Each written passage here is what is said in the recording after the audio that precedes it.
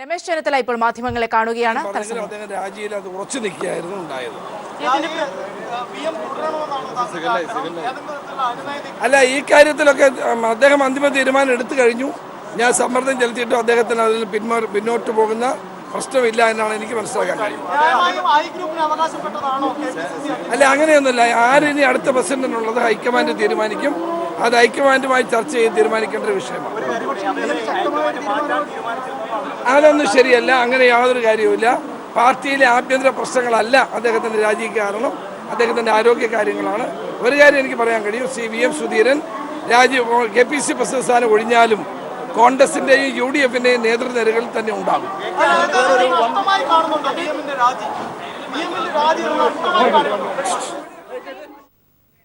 സുധീരന്റെ തലത്തിൽ മാധ്യമങ്ങളെ കാണുകയായിരുന്നു ചെന്നിത്തല.